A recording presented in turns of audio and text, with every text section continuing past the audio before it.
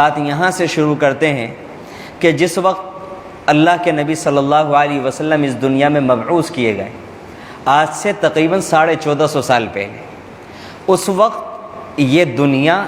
اسی طرح آباد تھی جس طرح کہ آج آباد ہے۔ یعنی اس دنیا کے اندر اسی طرح انسان بستے تھے، رہتے تھے، کھاتے تھے، پیتے تھے، شادی بیاہ کرتے تھے، بول چال کرتے تھے، محفلیں سجا کرتی تھیں، ساری کی ساری وہ باتیں جو آج کی زندگی میں ایک انسان کرتا ہے، وہ سارے کے سارے کام جس وقت اللہ کے نبی صلی اللہ علیہ وسلم دنیا میں تشریف نہیں لائے تھے اس سے پہلے بھی ہوا کرتے۔ یہ دنیا کوئی کھنڈر نہیں تھی، یہ دنیا کوئی قبرستان نہیں تھا۔ ایسا نہیں تھا کہ اللہ کے نبی صلی اللہ علیہ وسلم کے تشریف لانے سے پہلے اس دنیا کے اندر خنزیر رہتے ہوں، اس دنیا کے اندر بندر رہتے ہوں، اس دنیا کے اندر گائیں اور بھینسیں رہتی ہوں، بلکہ اللہ کے نبی صلی اللہ علیہ وسلم کے اس دنیا میں تشریف لانے سے پہلے بھی اس دنیا کے اندر انسان بسا کرتے تھے۔ وہ کھیتی بھی کیا کرتے تھے، وہ تجارت بھی کیا کرتے تھے، وہ سیاست بھی کیا کرتے تھے، وہ حکومت بھی کیا کرتے تھے، وہ ہنسی مذاق بھی کیا کرتے تھے۔ وہ سارے کے سارے کام جو اس دنیا میں رہتے ہوئے کوئی بھی انسان کرتا ہے، وہ سارے کے سارے کام اللہ کے نبی صلی اللہ علیہ وسلم کے آنے سے پہلے جو انسان اس دنیا میں بسا کرتے تھے، وہ سارے کے سارے کام وہ خوب اچھے طریقے سے انجام دے رہے۔ بات تھوڑی سی پہلے سے عرض کروں گا کہ جب اللہ رب العزت نے انسان کو بنانے کا، انسان کی تخلیق کا، انسان کو اس روئے زمین پر اپنا نائب اور جانشین بنا کر اعلان کر کے دنیا میں بھیجنے کا ارادہ کیا اور فرشتوں کے سامنے اپنی مصلحت اور حکمت کے تحت اس ارادے کا اظہار فرمایا،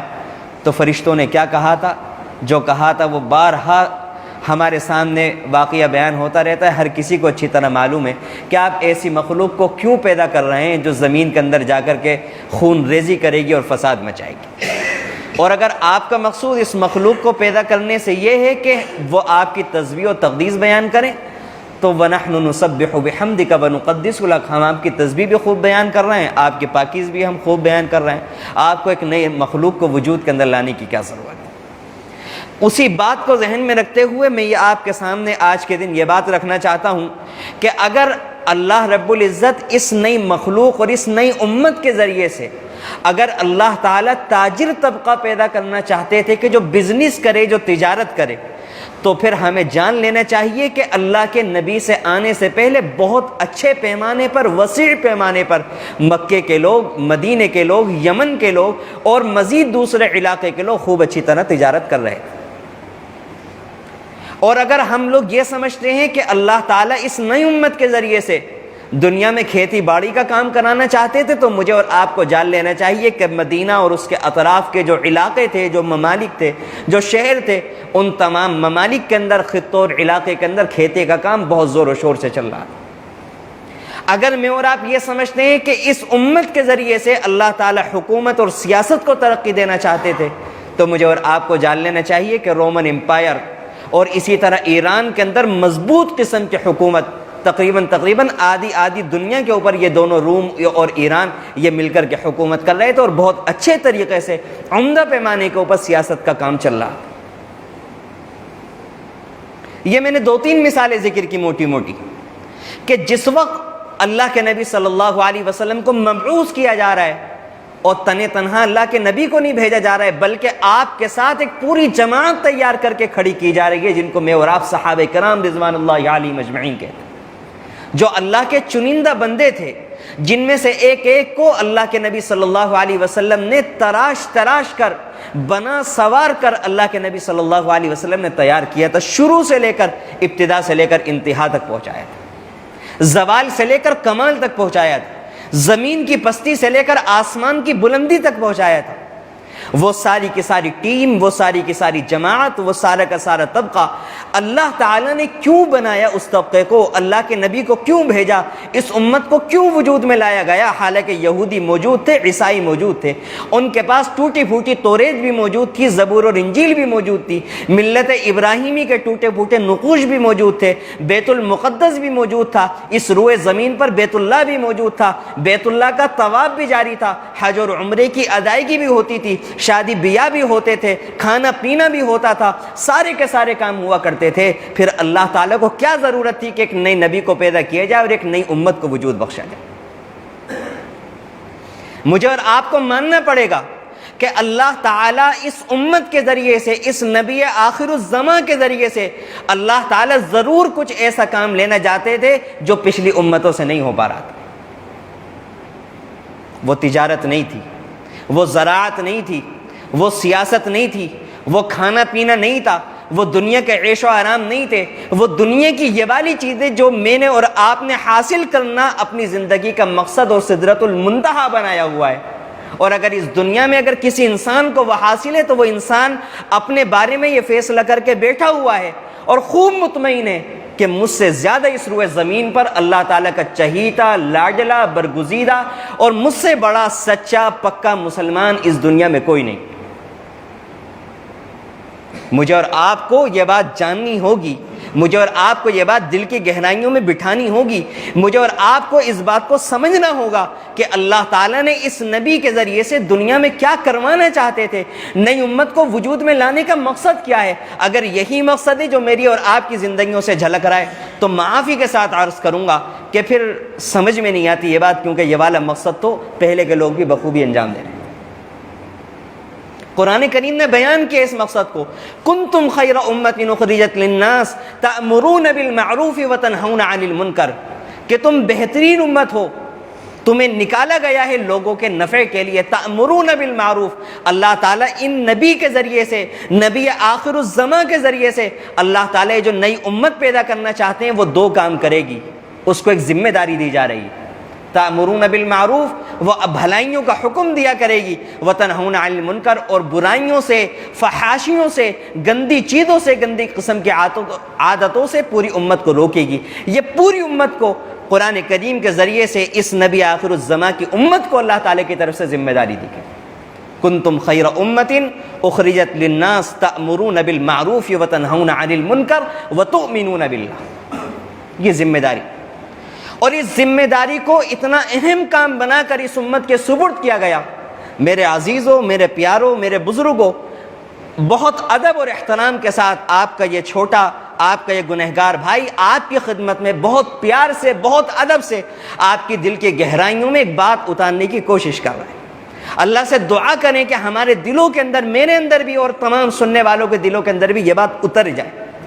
یہ کوئی جذباتی بات کرنے کے لیے نہیں بیٹھا میں کہ آج اس مبارک موقع پر، اس جمعے کے مبارک لمحات میں ایک جذباتی بات، ایک جذباتی تقریر کر کے اتر جاؤں، اس کے بعد میری اور آپ کی زندگیوں کے اندر کوئی تبدیلی نہ آئے۔ یہ ان باتوں کا قطعاً نہ کل مقصد تھا، نہ آج مقصد، پھر تو میں اور آپ مجرم ہیں، مجرم۔ قرآن کریم نے جو یہ ذمہ داری اس امت کے سپرد کی، اس کو اس بات سے ہم بخوبی سمجھ سکتے ہیں کہ کتنی خطرناک، کتنی بڑی، کتنی عظیم الشان ذمہ داری ہے کہ ایک موقع پر جنگ کے لیے اعلان ہوتا ہے اللہ کے نبی صلی اللہ علیہ وسلم کی طرف سے۔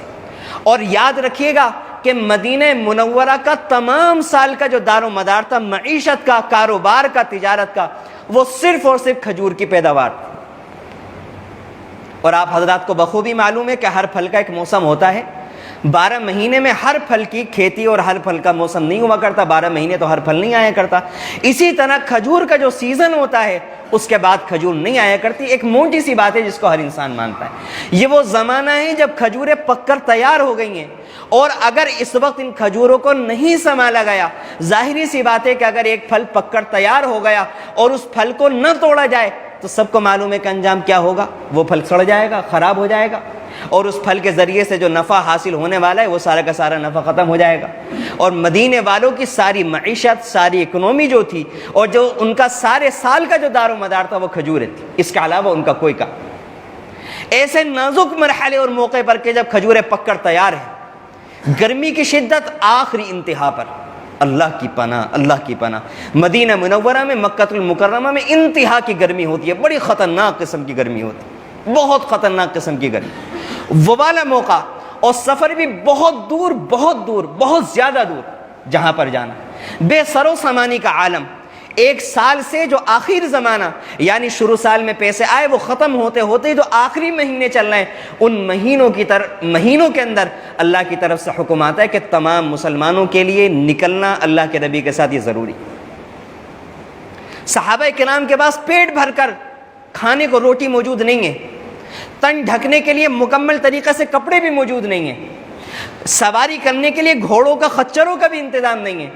اور مزید اس پر یہ کہ کاروبار انتہائی درجے پر، آخری درجے پر، کہ بالکل سیزن کا زمانہ کھڑا ہوا تیار بیٹھا، اور ادھر گرمی بالکل انتہا درجے پر۔ ایسے زمانے میں اور آپ تصور بھی نہیں کر سکتے، سچی بات ہے، اس مسجد کے اندر بیٹھ کر، پنکھوں کے اندر بیٹھ کر، چھت کے نیچے بیٹھ کر، اچھے مسلوں کے اوپر بیٹھ کر ہم تصور بھی نہیں کر سکتے کہ وہ کیسی آزمائش کا۔ اس وقت اللہ کی طرف سے اعلان ہوتا ہے کہ آپ سب کو نکلنا پڑے گا، اور اللہ تعالیٰ یہ کہتے ہیں کہ اگر تم نہیں نکلو گے تو اس بات کا خیال اپنے دل کے اندر نہیں لانا کہ اللہ تعالیٰ نے جس مقصد کے لیے اپنے نبی کو نکالا ہے اس مقصد کے اندر کوئی کمی آ جائے گی۔ اگر تم نہیں نکلو گے تو تمہارے نکلنے سے کوئی فرق نہیں پڑنے والا۔ وَيَسْتَبْدِلْ قَوْمًا غَيْرَكُمْ وَلَا تَضُرُّوهُ شَيْئًا، اللہ تعالیٰ تمہارے علاوہ کسی اور سے خدمت لے لے گا۔ اللہ اکبر کبیرہ۔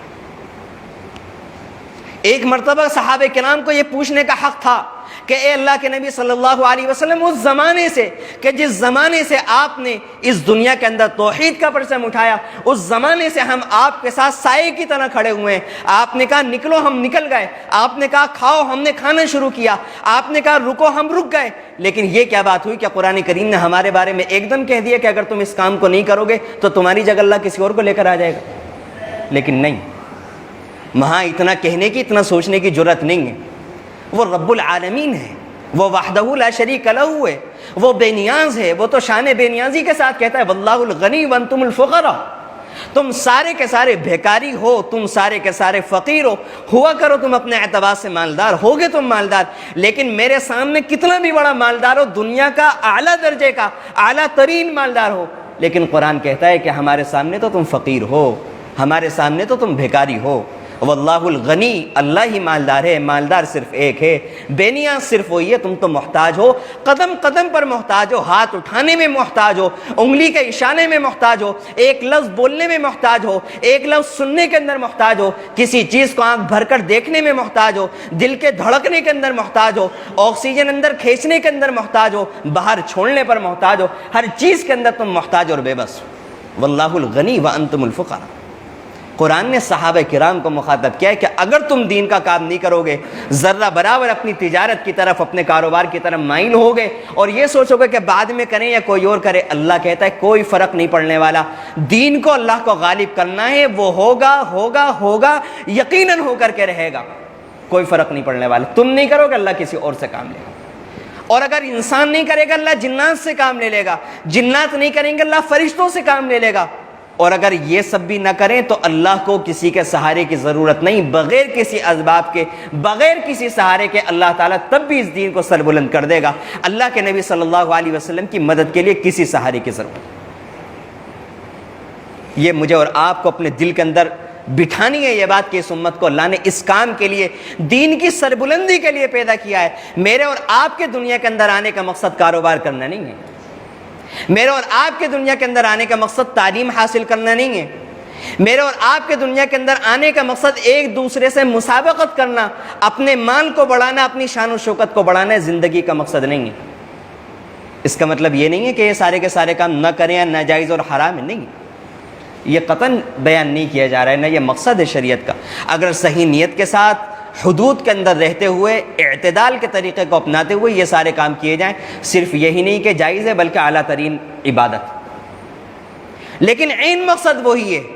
کہ میرے اور آپ کے جینے کا مقصد، میرے اور آپ کے زندگی گزارنے کا مقصد، میری اور آپ کی جوانی کا مقصد، میرے اور آپ کے طاقت کا مقصد، میرے اور آپ کی مالداری کا مقصد، میرے اور آپ کے اسٹیٹس کا مقصد، وہ صرف اور صرف اعلاء کلمت اللہ، اللہ کے دین کی سربلندی ہی ہے، اور سربلندی ہی ہونی چاہیے۔ اس کے علاوہ جو سارے کے سارے مقصد ہے وہ دوسرے نمبر پر ہے۔ بات بہت لمبی ہو جائے گی، وقت بہت مختصر ہے،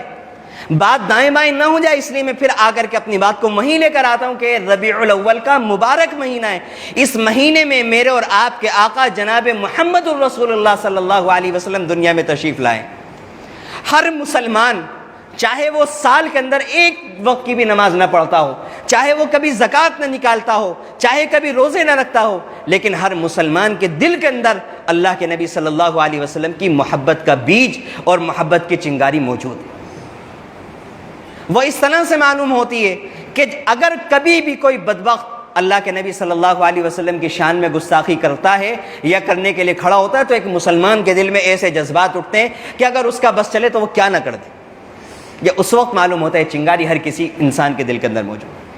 لیکن مجھے اور آپ کو اس مختصر سے وقت کے اندر یہ بات جاننی ہے کہ اللہ کے نبی صلی اللہ علیہ وسلم کی محبت کا کیا حق ہے، اللہ کے نبی کی محبت کے کیا تقاضے ہیں، اللہ کے نبی صلی اللہ علیہ وسلم کی محبت کے کیا آداب ہیں، میری اور آپ کی زندگی کا کیا مقصد ہے، کن چیزوں میں ہماری زندگی لگی ہوئی ہے، ہمیں کس سفر پر جانا ہے، منزل کہاں ہے، ہمارا راستے کا رخ کدھر ہے۔ ہو سکتا ہے ہمیں جانا ادھر ہے اور ہم شاید اس سمت میں سفر کر رہے ہیں۔ اس مختصر سے وقت میں مجھے اور آپ کو یہ جاننا ہے،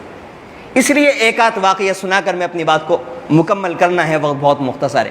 کہ اللہ کے نبی صلی اللہ علیہ وسلم کے پیارے چچا ابو طالب، سب نام سے واقف، یہ اللہ کے نبی صلی اللہ علیہ وسلم کے ایسے محبت کرنے والے،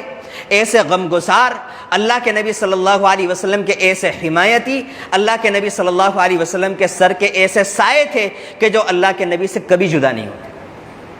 اگر کبھی کوئی مخالفت کرے گا ابو طالب آگے ہیں، اگر کوئی کبھی دھمکی دے گا ابو طالب آگے ہیں، اگر کوئی ستانا چاہے گا ابو طالب آگے ہیں، کوئی حملہ کرنا چاہے گا ابو طالب کا سینہ آگے ہے۔ یعنی گویا کہ وہ اپنے عمل سے، اپنی زبان سے، ہر چیز سے یہ کہتے تھے کہ اگر جناب محمد الرسول اللہ صلی اللہ علیہ وسلم کے اوپر کوئی آنچ آئے گی تو پہلے وہ ابو طالب سے ٹکرائے گی، بعد میں اگر کچھ ہونا ہوگا تو بعد میں۔ اللہ کے نبی صلی اللہ علیہ وسلم سے انتہا درجے کی محبت، انتہا درجے کی محبت۔ ہر وقت انہوں نے اللہ کے نبی صلی اللہ علیہ وسلم کا ساتھ دیا۔ کتنے موقع پر کفار مکہ آتے تھے اور ابو طالب سے کہتے تھے کہ ابو طالب تم بیچ میں سے ہٹ جاؤ۔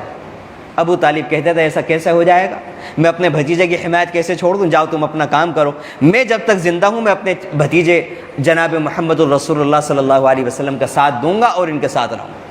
ایک موقع پر کفار مکہ ابو طالب کے پاس آئے اور ایک خوبصورت نوجوان کو لے کر کے آئے اور کہنے لگے کہ ابو طالب اس نوجوان کو رکھ لو اور ان کے بدلے میں اللہ کے نبی صلی اللہ علیہ وسلم کو دے۔ ابو طالب کہنے لگے تمہارا دماغ خراب ہے، تم پاگل ہو کہ اللہ کے نبی صلی اللہ علیہ وسلم کے بدلے میں اپنے بھتیجے کے بدلے میں غیر کو رکھ لوں، میں اس کی پرورش کروں اور تمہارے حوالے اپنے بھتیجے کو کر دوں۔ اللہ کے نبی صلی اللہ علیہ وسلم سے انتہا درجے کی محبت۔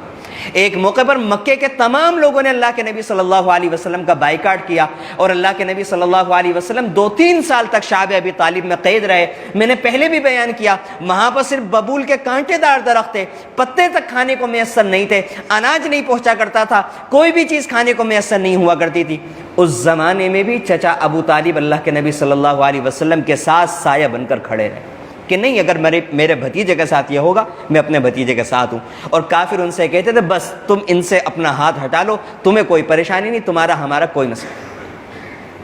ایک موقع پر اللہ کے نبی صلی اللہ علیہ وسلم کے متعلق آپ کے بارے میں کچھ کہنے کے لیے آپ کے چچا ابو طالب کے پاس ایک ڈیلیگیشن آیا، ایک وفد آیا، پوری جماعت آئی سارے سرداروں کی،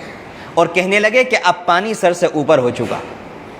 اب پانی سر سے اوپر ہو چکا، اب ہم آپ سے کہنے آئے ہیں کہ یا تو آپ پیچھے ہٹ جائیں، نہیں تو پھر ہم آپ کا مقابلہ کریں گے اور سب کے مقابلے میں آپ تنہا آپ سب کا مقابلہ نہیں کر سکیں گے اور آپ کھڑے نہیں رہ سکیں۔ اس موقع پر ایک بوڑھا شخص چاہے کتنی بھی ہمت والا ہو، کتنا بھی صبر و استقامت کا پتلا ہو، پہاڑ ہو، لیکن ایسے موقع پر جب ساری دنیا، سارا ماحول، سارے کے سارے بڑے بڑے لوگ اگر کسی ایک انسان کے مخالف ہو جائیں تو اس کے قدم بھی کہیں نہ کہیں ڈگمگانے لگتے ہیں اور لڑکھڑانے لگتے ہیں۔ چچا ابو طالب نے اللہ کے نبی صلی اللہ علیہ وسلم کو بلایا اور کہنے لگے کہ بھتیجے اپنے بوڑھے چچا کے کندھوں پر اتنا بوجھ مت ڈالیے کہ جس کو وہ اٹھا نہ سکے۔ عرب کے لوگ بڑے ذہین ہوا کرتے تھے، چھوٹے سے جملوں کے اندر پوری باتیں کہہ دیا کرتے تھے۔ اللہ کے نبی صلی اللہ علیہ وسلم سمجھ گئے کہ اس چھوٹے سے جملے کے اندر چچا نے کیا کہا، یعنی چچا اب یہ کہنا چاہتے ہیں کہ آگے شاید میں تمہاری حمایت نہیں کر سکوں گا۔ اور اللہ کے نبی صلی اللہ علیہ وسلم کو یہ محسوس ہوا کہ شاید چچا جان کو یہ لگتا ہے کہ ان کی حمایت کرنے کی وجہ سے دین کا یہ کام چل رہا ہے۔ اللہ کے نبی صلی اللہ علیہ وسلم کہنے لگے چچا جان اگر یہ لوگ میرے ایک ہاتھ پر سورج اور ایک ہاتھ پر چاند رکھ دیں تب بھی میں اس دین کے کام سے پیچھے نہیں ہٹنے والا. دو ہی باتیں ہوں گی, یا تو دین غالب آئے گا یا پھر محمد کا یہ اگر کچھ کر سکتے ہیں تو کریں. میں اپنے کام سے پیچھے نہیں ہٹنے والا. اور روایتوں میں آتا ہے کہ اس موقع پر اللہ کے نبی صلی اللہ علیہ وسلم کی آنکھوں میں بھی آنسو آ گئے کہ آج جو ایک سایہ تھا, آج جو ایک حمایتی تھا, آج جو ایک تائید کرنے والا تھا, آج اس کے بھی قدم ڈگمگا رہے ہیں, آج اس کے بھی پایہ ثبات کے اندر زلزلہ آیا ہوا ہے. لیکن روایتوں کے اندر آتا ہے فوراً چچا ابو طالب نے کھڑے ہو کر کہا کہ بھتیجے جاؤ کام کرو, جب تک تمہارا یہ چچا زندہ ہے, جب تک یہ تمہارے ساتھ ہے, کوئی تمہیں کچھ نہیں کہہ سکے گا. ان تمام باتوں کے باوجود آخری موقع ہے, چچا ابو طالب کا آخری وقت آ گیا. اللہ کے نبی صلی اللہ علیہ وسلم انتہا درجے کی آخری درجے کی محنت میں لگے ہوئے ہیں اور کہتے ہیں چچا جان کلمہ پڑھ لیجیے, چچا جان کلمہ پڑھ لیجیے, آپ نے میرے لیے بہت کیا, بہت احسانات کیے, آپ بس ایک کام کر دیجئے کہ کلمہ پڑھ لیجیے. چچا ابو طالب پڑھنے کا ارادہ بھی کرتے ہیں, لیکن ابو جہل اور اس کے علاوہ دوسرے مشرک وہاں بیٹھے ہوئے ہیں اور کہتے ہیں کہ نہیں, کلمہ مت پڑھنا, نہیں تو اگر تم نے کلمہ پڑھا کیا تم بزدل ہو کر کے اپنے ماں باپ کے دین کو, اپنے آبا و اجداد کے دین کو چھوڑنا چاہتے ہو؟ میرے عزیزوں, میرے بزرگوں, یہاں روک کر میں پھر سے ایک بات کہنا چاہتا ہوں کہ یہ والی بات جو اس زمانے کے مشرکین اور کافر کہہ رہے تھے, یہ والی بات کسی زمانے کے ساتھ مخصوص نہیں ہوا کرتی. یہ والی باتیں آج کے زمانے کے اندر بھی ہوتی ہیں کہ اگر کوئی انسان, اگر کوئی نوجوان کسی عالم دین کے ساتھ, کسی اللہ والے کے ساتھ وابستہ ہو جاتا ہے تو لوگ اس سے یہی تو کہتے ہیں کہ میاں تم تو بڑے بزرگ بننے لگے, تم تو بڑے اللہ والے بننے لگے, سوچ ہوئے کھا کر بلی حج کو چلی اور نہ جانے کیا کیا, نہ جانے کیا کیا. تو میرے عزیزوں یاد رکھنا کہ جب بھی اپنی زندگی بدلنے کا ارادہ کرو گے تب بھی ابو جہل آیا تھا, اور آج کے زمانے کا ابو جہل بھی آ کر یہی وسوسے ڈالے گا. لیکن یاد رکھنا اگر ان وسوسوں کے اندر پڑ گئے تو یہ والا انجام ہوگا جو چچا ابو طالب کا ہوا. یہاں پر رک کر میں اپنی بات کو آگے بڑھاؤں کہ اس موقع پر اللہ کے نبی صلی اللہ علیہ وسلم نے یہ بھی کہا کہ چچا جان صرف میرے کان میں کہہ دیجئے, میں اپنے پروردگار کے سامنے قیامت کے دن کچھ کہہ سکوں گا, مجھے موقع مل جائے گا. لیکن بخاری شریف کی روایت ہے چچا ابو طالب آخر میں یہ کہہ کر مرے کہ میں اپنے آبا و اجداد کے دین پر. اور اللہ کے نبی صلی اللہ علیہ وسلم فرماتے ہیں, بخاری شریف کی روایت ہے کہ میں نے اپنے چچا ابو طالب کو خواب میں دیکھا, وہ جہنم میں ہیں اور اللہ تعالیٰ نے ان کو آگ کے جوتے پہنائے ہیں, جس کا اثر یہ ہے کہ ان جوتوں کی کھولن کی وجہ سے, اس کی تپش کی وجہ سے, اس آگ کی سوزش کی وجہ سے ان کا دماغ ایسا کھول رہا ہے جیسا کہ ہانڈی کھولتی. یہ واقعہ میں نے اپنے عزیزوں کو, اپنے پیارے نوجوانوں کو, اپنے بزرگوں کو اس لیے بتایا ہے کہ انہوں نے اللہ کے نبی کی محبت میں کہاں کمی چھوڑی تھی, مجھے یہ بتاؤ. اگر جان کی ضرورت پڑی جان پیش کی, مال کی ضرورت پڑی مال پیش کیا, اگر باتوں سے تائید کی ضرورت تھی باتوں سے تائید کی. جس طریقے سے اللہ کے نبی صلی اللہ علیہ وسلم کو حمایت کی, مدد کی ضرورت تھی, چچا ابو طالب نے وہ کیا. لیکن وہ والی محبت جو اتباع کے بغیر ہو, جو اتباع کے بغیر ہو, جو کامل یقین کے بغیر ہو, ایسی محبت کوئی فائدہ نہیں دیتی, ایسی محبت کوئی فائدہ نہیں. اس کے علاوہ ایک واقعہ مختصر طور سے میں آپ کو اور سنا دوں کہ ایک بڑا منافق عبداللہ ابن ابی, بڑا منافق, بہت بڑا منافق, بہت ہی بڑا منافق, رئیس المنافقین, اس کا انتقال ہو جاتا ہے. ان کے بیٹے انتہا درجے کے, آخری درجے کے ایمان والے. ایک موقع پر اس منافق نے یہ کہا, اللہ کے نبی باہر غزوے میں جہاد میں تھے, کہ یہ کہنے لگا کہ جب ہم مدینے میں لوٹیں گے تو جو عزت دار ہیں وہ ذلیل کو نکال دیں گے. نعوذ باللہ, نعوذ باللہ, خاکم بدہن, خاکم بدہن. ذلت والے سے مراد اللہ کے نبی اور ان کے صحابہ کو لیا, اور عزت والوں سے مراد اپنے آپ کو لیا. جب یہ مدینے کے اندر بدبخت داخل ہونے لگا, اللہ کے نبی نے کچھ نہیں کہا. ان کے بیٹے جن کا نام بھی عبداللہ تھا, تلوار لے کر کھڑے ہو گئے کہ بتا کیا کہہ رہا تھا, ذلت والا کسے کہہ رہا تھا اور عزت والا کسے کہہ رہا تھا. باپ بیٹھا رہا گھنٹوں تک دھوپ کے اندر, آخر میں ہاتھ جوڑ کر معافی مانگ کر کہنے لگا, مجھ سے غلطی ہوئی, میں ذلیل ہوں, اور تمہارے نبی محمد صلی اللہ علیہ وسلم وہ معزز ہے. یہ ہوتی ہے محبت, یہ ہے سچی محبت, کہ انسان کو اگر باپ کے مخالف ہونا پڑے دین کے معاملے کے اندر تو وہ ہوگا. اگر اللہ کے نبی صلی اللہ علیہ وسلم کی محبت کی بات آئے گی تو چاہے سارا زمانہ مخالف ہو جائے, چاہے ساری ہوائیں مخالف ہو جائیں, کچھ بھی ہو جائے, اگر مسئلہ اللہ کے نبی صلی اللہ علیہ وسلم کی محبت کا ہے تو ہوا کرے مخالف. اگر کوئی غلط سمجھتا ہے تو کہا کرے, غلط سمجھا ہے تو سمجھا کرے, اس کی سوچ, اس کی سمجھ اسے مبارک. لیکن اگر اللہ کے نبی کی محبت کا ہے تو معاملہ وہ ہونا چاہیے جو عبداللہ ابن ابی منافق کے بیٹے پکے سچے مسلمان حضرت عبداللہ کا تھا۔ معافی مانگی، کہا کہ اب اندر آنے کی اجازت۔ جب اس عبداللہ ابن ابی منافق کا انتقال ہوا، اس وقت یہ آئے، چونکہ پکے سچے مسلمان تھے، اللہ کے نبی سے ایک بات کی، اللہ کے نبی نے مان لی۔ اس کے بعد پھر آئے، جب انتقال ہو گیا، کہنے لگے اے اللہ کے نبی صلی اللہ علیہ وسلم مجھے اپنا کرتا دے دیجئے، شاید میرے والد کی مغفرت ہو جائے۔ سوچو میرے عزیز و بزرگوں کہ جس نے اللہ کے نبی کو نعوذ باللہ سب سے بڑا ذلیل کہا ہو، اللہ کے نبی کا اخلاق دیکھیں کہ اس کو اپنا کرتا عنایت کرتے ہیں۔ آج میرا اور آپ کا یہ حال ہے کہ اگر کوئی ذرا سی بات کہہ دے، ساری زندگی اس کی چوکھٹ پر قدم رکھنے کو تیار نہیں ہوتے، ساری زندگی خود نہیں ملا کرتے، ساری زندگی اس سے سلام دعا نہیں کیا کرتے، اپنے بچوں کو مرتے وقت وصیت کر کے جاتے ہیں دیکھو ہم نے تو ساری زندگی نبھایا، تم اور نبھا جانا۔ جاہلیت اور بدتمیزی اور فساد اور بگاڑ اسی کو تو کہتے ہیں، اور کس چیز کو کہتے ہیں؟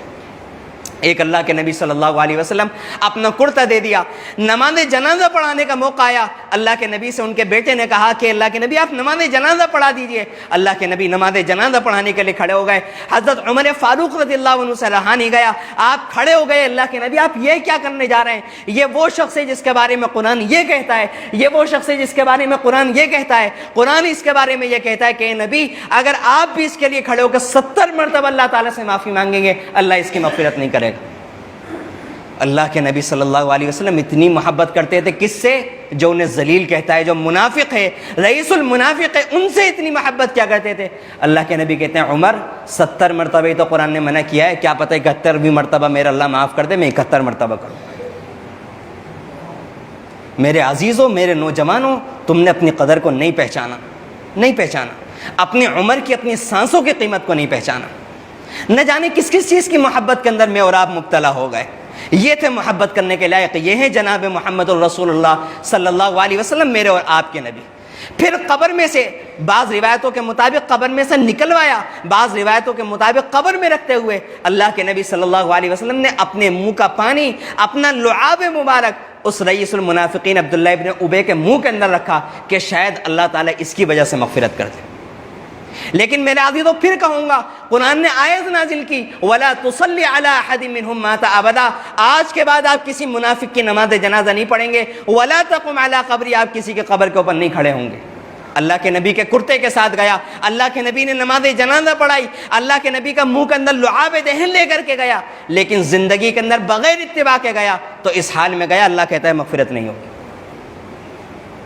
میرے عزیزوں، ساری زندگی غفلت کے اندر گزار دینا، کچھ بھی ہو جائے، کیسا بھی موقع آ جائے، بغیر نمازوں کی زندگی گزارنا، ہوائی تباہی کے اندر زندگی گزارنا، مال کی محبت کے اندر زندگی گزار دینا، ایک دوسرے سے آگے بڑھنے میں ایک دوسرے کو نیچے کرنے کے چکر میں زندگی گزار دینا، ساری زندگی جھوٹ کے ساتھ گزار دینا، خیانت کے ساتھ گزار دینا،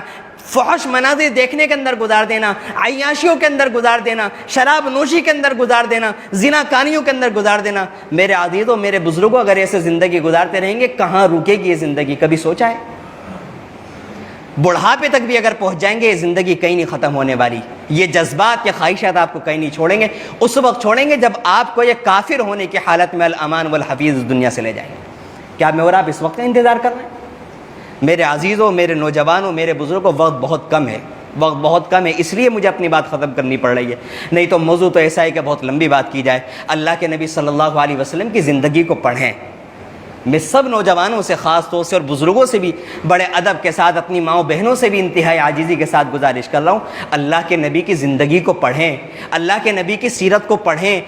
اللہ کے نبی صلی اللہ علیہ وسلم بولتے کیسے تھے، چلتے کیسے تھے، مہمان نوازی کیسے کرتے تھے، اللہ سے دعائیں کیسے کرتے تھے، اللہ کے نبی نے کیا کیا ہمارے لیے، اللہ کے نبی نے کس طرح سے دعائیں کی تڑپ تڑپ کر ہمارے لیے۔ میرے عزیزوں، میرے نوجوانوں، جانیں، اگر آپ نے جانا اللہ کے نبی صلی اللہ علیہ وسلم کی زندگی کو، میں یقین کے ساتھ، دعوے کے ساتھ، چیلنج کے ساتھ یہاں سے کہنے کی ہمت کر رہا ہوں کہ آپ اللہ کے نبی سے محبت کیے بغیر نہیں رہ سکتے۔ میں نے اور آپ نے نہیں جانا اللہ کے نبی صلی اللہ علیہ وسلم کو۔ آج ہمارے نوجوانوں کے سامنے آئنسٹائن کا ذکر آ جاتا ہے تو بڑے خوش ہوتے ہیں کہ بہت بڑا ذہین تھا۔ میں دعوے کے ساتھ کہتا ہوں کہ اللہ کے نبی صلی اللہ علیہ وسلم کی زندگی کو پڑھیں، بھول جائیں گے آپ سائنٹسٹوں کو،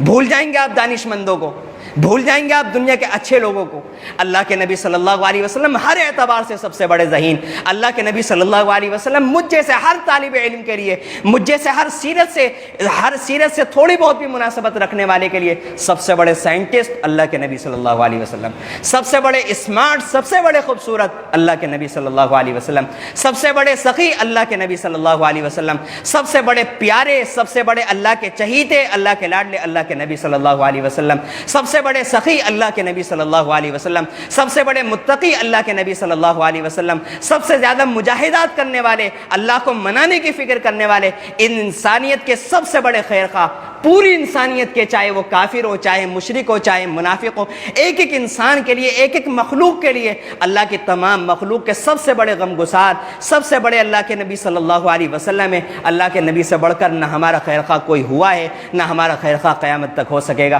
اس لیے میں اپنے عزیز نوجوانوں سے یہی کہہ کر بات ختم کرتا ہوں کہ اس مختصر سے وقت میں ہم آپ کے سامنے سیرت بیان نہیں کر سکتے، جھلکیاں بھی نہیں دکھلا سکتے، اس لیے آپ کو وقت نکال کر خود اللہ کے نبی صلی اللہ علیہ وسلم کی سیرت کو پڑھنا ہوگا، جاننا ہوگا۔ اللہ تعالی ہمیں نبی کریم صلی اللہ علیہ وسلم کی سیرت کو پڑھنے کی، جاننے کی، سمجھنے کی اور اس سیرت کے سانچے میں اپنی زندگی کو، اپنی سیرت کو ڈھالنے کی توفیق نصیب فرمائے۔ آمین۔ وآخر دعوانا الحمدللہ۔